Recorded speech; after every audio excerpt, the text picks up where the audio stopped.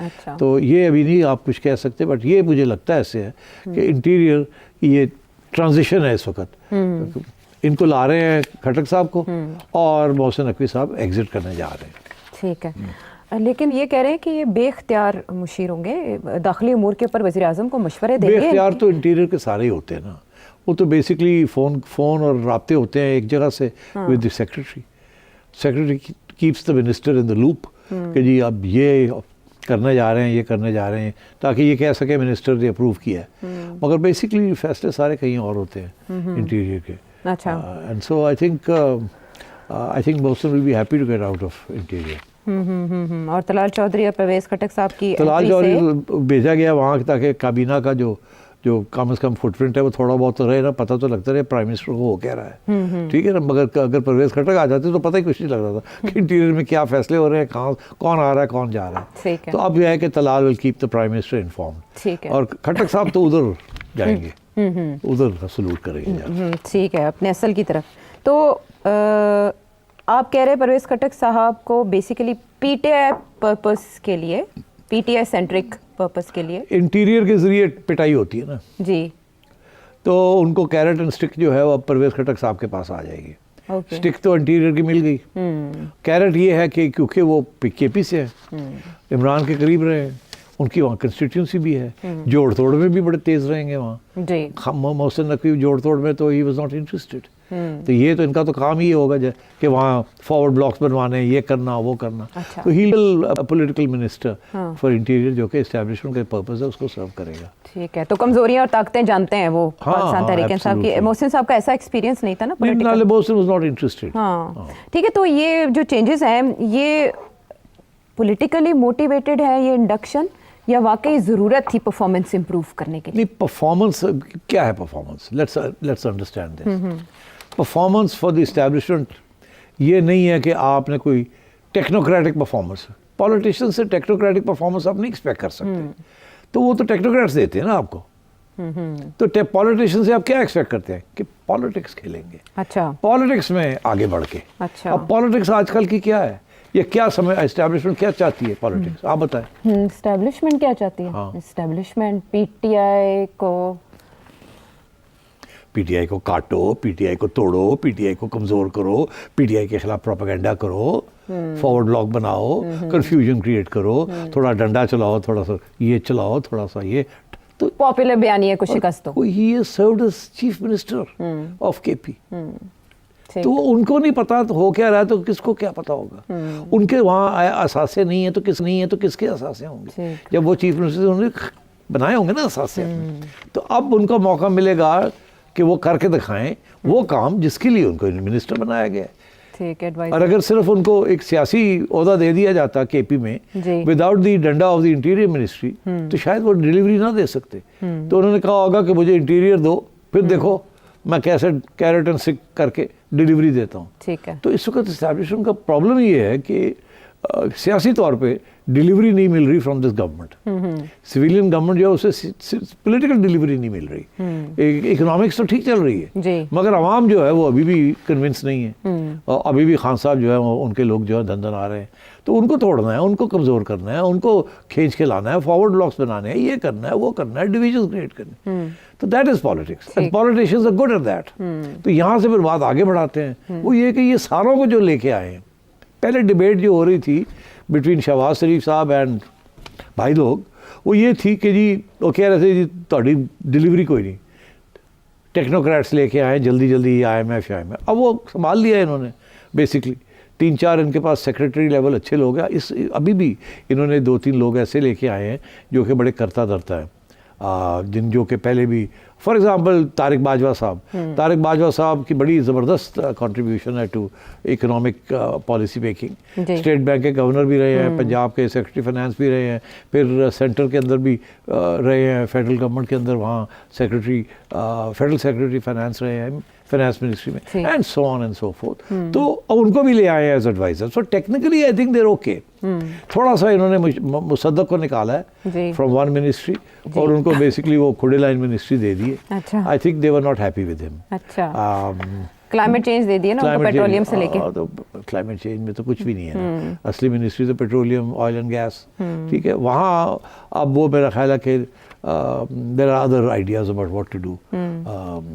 हो सकता है कोई बातचीत, I don't know the inside details, but Mossadegh बहुत कॉम्पिटेंट आदमी है और मगर मेरा ख्याल है ही डिडंट गेट अलॉन्ग, तो इसलिए मेरा ख्याल है उनको हटा दिया वहाँ से। But he is a loyal Muslim league, तो इसलिए कुछ तो देना ही था, तो उनको क्लाइमेट में भेज दिया। मगर मुझे कुछ अरसे से पता था कि ये होने जा रहा है जी। और मेरा ख्याल है मैंने इशारा भी यहाँ जी शो में आपने जिक्र कर दिया था तकरीबन एक माह पहले। हाँ, और क्योंकि मुझे पता चल गया था कि ये कुछ होगा ऐसे। तो अब ये है कि इन सब लोगों को लाया गया है, तो फलसफा ये है कि अच्छा जी चलो जी बंदे वो लेके आओ जिनकी थोड़ी बहुत अपनी कंस्टिट्यूंसीज के अंदर से हो ताकि वो फिर ये झंडा लगा के जब जाएं तो अपना कोई काम भी कर सके।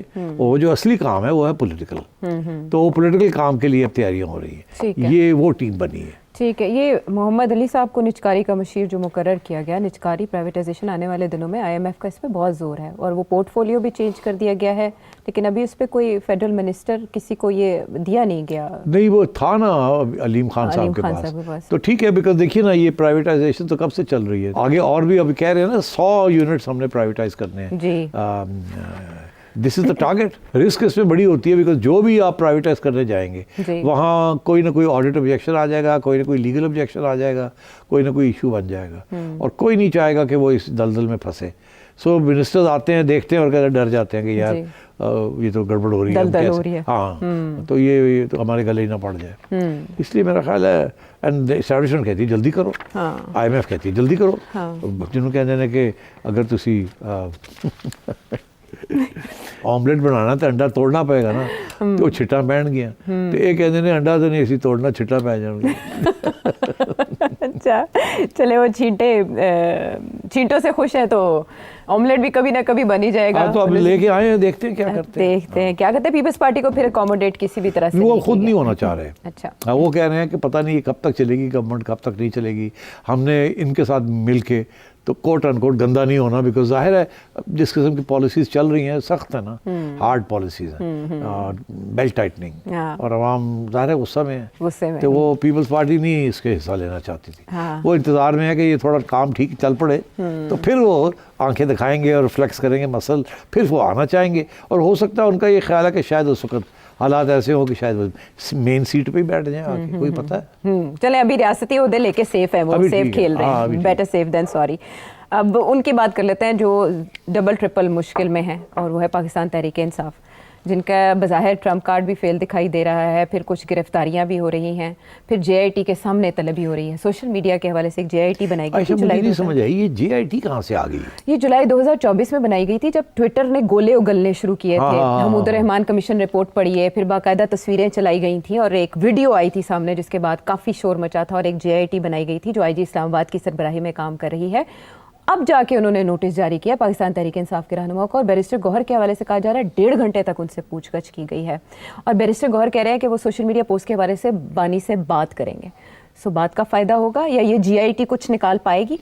कुछ भी नहीं। JIT का मकसद ये नहीं है कि कुछ इनसे कुछ उनको मिलेगी इन्फॉर्मेशन, इनसे कोई इन्फॉर्मेशन नहीं मिलेगी। इनसे ये पूछेंगे ये जो हो रहा है ये गलत हो रहा है, वो कहेंगे हाँ हम तो इसमें नहीं इत्तेफाक करते, ये तो ठीक है नहीं होना चाहिए। दूसरा ये पूछेंगे कौन कर रहा है, वो कहेंगे हमें क्या पता, आप बेहतर जानते हैं, हम तो खुद परेशान है कि ऐसी बातें क्यों हो रही। इनसे जिन लोगों को ये बुला रहे हैं हरासमेंट है और कुछ नहीं है, और थोड़ा सा टाइट कर रहे हैं, ठीक है। और ये क्या बात हुई कि हम, वो कहता है आगे से बैरिस्टर साहब के हम जाके बानी से पूछेंगे, बानी को तुसी की पूछना है, उन्होंने आपे नहीं पता की हो रहा है तो कौन करता है, तो तुसी उन्होंने जाके पूछोगे। उनको नहीं पता इमरान खान साहब को ट्विटर क्या बोल रहा है। यार ये बहुत सी वॉलंटरी लोग हैं, बहुत से डाई हार्ड लोग हैं जो बाहर बैठे हुए मुल्क के, ये वो कर रहे हैं, और उनको कोई, और बानी साहब को उनके कंट्रोल में नहीं है, वो खुद अपने जज्बे अपने पैशन के साथ लगे हुए हैं। और अगर इमरान खान एक फरमान जारी करें कि सिलसिला रोक दिया जाए, जैसे कुछ अरसे से ट्विटर उस तरह से एक्टिव नहीं है बानी, हाँ कुछ हद तक जो मेन लोग हैं शायद वो बात सुन लें उनकी, और फिर भी लोग जो है वो लगे रहेंगे, बहुत से लोग लगे रहेंगे, और इनसे इनको कुछ नहीं मिलना। दिस इज जस्ट धमकी। अब तो पूरा साल हो गया बैठे हुए थे, किसी को नहीं बुलाया, भाई तुम अपनी इंक्वायरी करो, अपनी तफ्तीश करो, FIA को इन्वॉल्व करो, ट्रैक डाउन दिस पीपल, कौन है पता तो लगे। वो होमवर्क तो आपने किया नहीं और बुलाना शुरू कर दिया इन लोगों को। इनको क्या पता, ये तो नहीं कर रहे ना, इनके नाम पे तो नहीं कोई हो रही कोई ट्वीट्स ऐसी जो कि ऑब्जेक्शनेबल है, तो इनको क्या पता, वो आगे से कहे बस ये 1.5 घंटा लाके बैठा लो, एक कप चाय ऑफर करो, शायद वो भी ना ऑफर करन, और बस सोचते ए की है तो ओ की है तो ए की है, nothing, it's just harassment, tight करना, और कुछ भी नहीं है। तो आने वाले दिनों में कुछ PTI और एक पैगाम भी है ना, के एक पैगाम भी दे रहे हैं ना PTI के लीडर्स को कि we take this very seriously and we intend to do something about it and you better watch out if we find out that you are involved in some way और the other, तो we will crack down, उस किस्म की। ठीक है। अच्छा, ऐसा लगता है जैसे हर तरह से जो PTI पे टैक्स किए गए या जो भी कोशिशें की गई वो कारगर साबित हो रही हैं, स्पेशली जब हम देखते हैं पाकिस्तान तहरीक इंसाफ के अंदर झगड़े और कुछ चेंजेस। अब फैसल चौधरी साहब को जिस तरह से मुआविन के ओहदे से हटाया गया, मुआविनत नहीं करेंगे, वो ऐसे लगता है जैसे फवाद चौधरी ग्रुप की शिकस्त है, सलमान अकरम राजा साहब हावी आ गए हैं। दूसरी तरफ शेर अफजल मरवत साहब भी हमें शिकायतें करते दिखाई देते हैं लीडरशिप से, कुछ शिकायतें ठीक ठाक, और वली अमीन गंडापुर साहब का वर्जन जो है वो बयान कर रहे हैं इनडायरेक्टली। क्या